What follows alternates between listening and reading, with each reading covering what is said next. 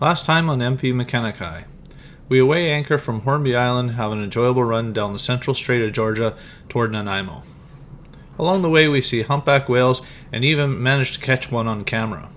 And we pass through Dodd Narrows Tidal Pass on the way to Ladysmith.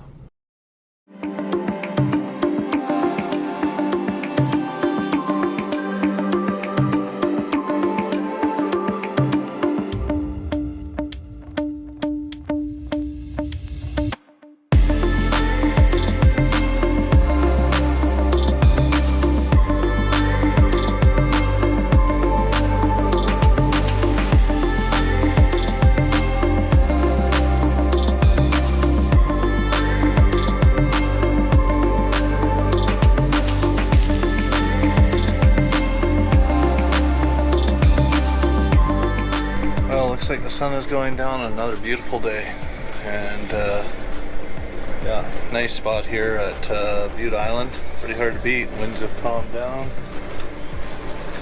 Water is still.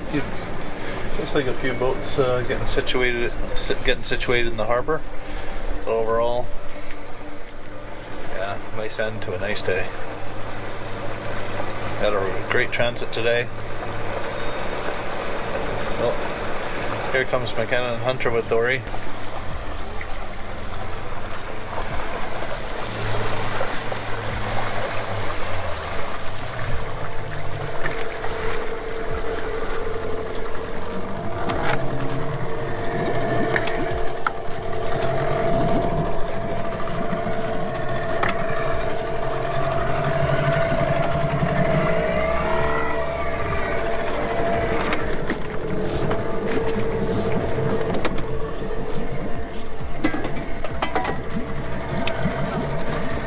Dory's always the first one off the boat. She never misses.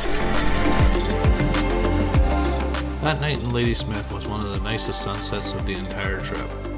You just never know.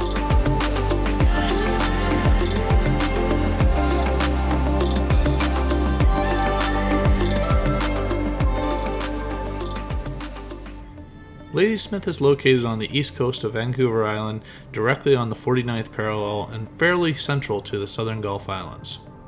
We are anchored between Bute and Dunsmuir Islands across from the harbour from Ladysmith. To the northwest there are log booming activities during the day. To the west is Transfer Beach, and just a bit further into the harbour are marinas where the dinghy can be moored, and a short walk up the hill takes you into town. It's a great place to provision.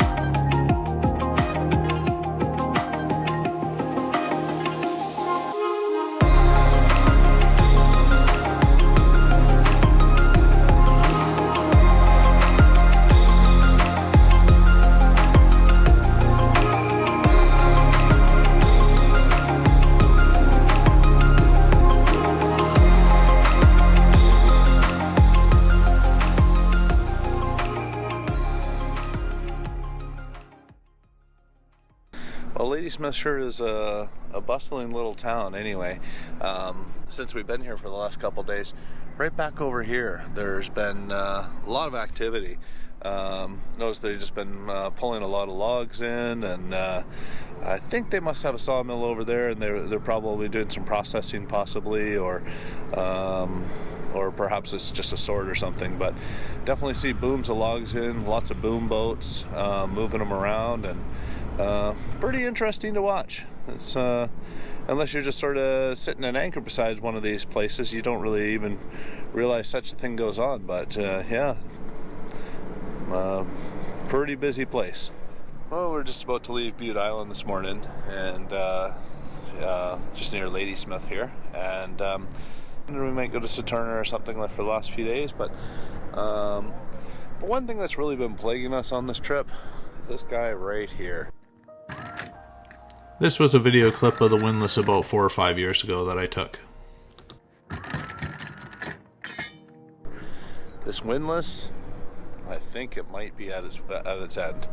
I want to say it's probably never been, since we've had the boat, really working all that well.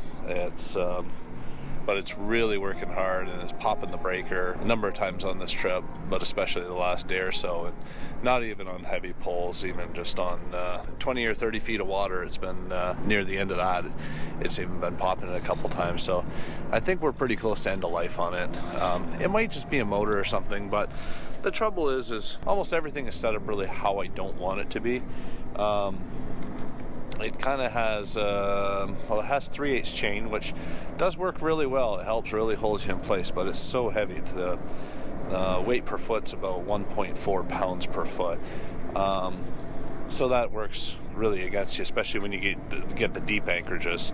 I'd like to be at 5/16 inch chain instead, which is less than a pound a foot, and that makes a big difference when you start getting a lot of chain out.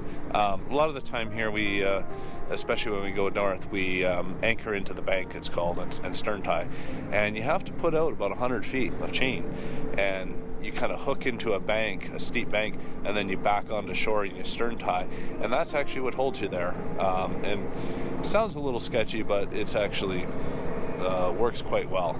But nevertheless, you do have an awful lot of weight, especially when you go to pull your anchor, and that does make things really challenging. So the 3/8 chain is very poor for that usage. Currently, I have a chain splice to 5/8 line too, and I did do that.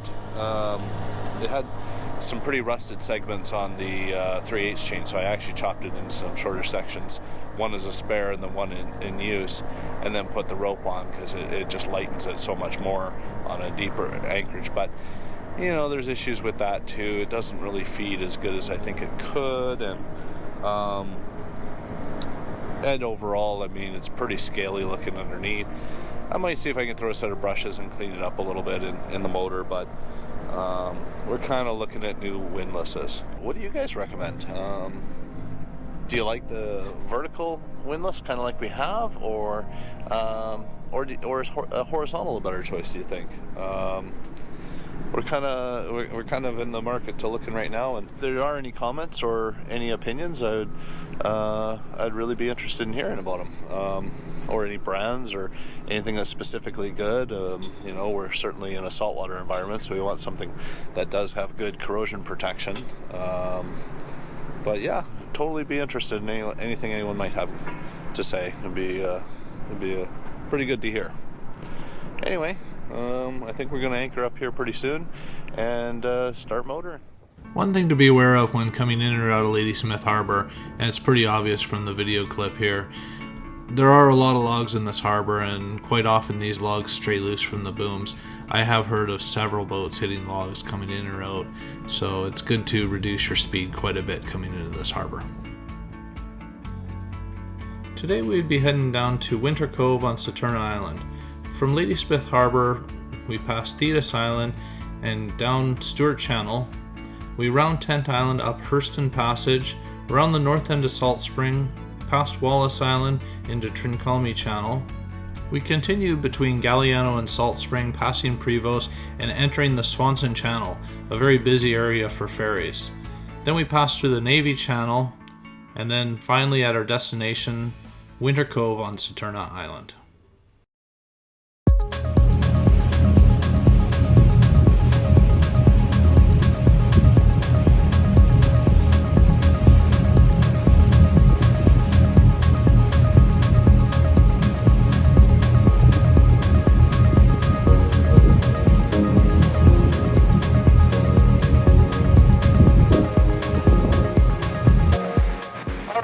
Rounding the north end of Salt Spring here in a few minutes, and be heading down Shelby Channel, and I think we're going to be heading down towards Bute Island and right around the Winter Cove area by Saturna. So far, a good day for cruising. Running about a little over 8 knots. Absolute flat calm conditions and beautiful skies, no wind. Couldn't be too much better for a cruiser.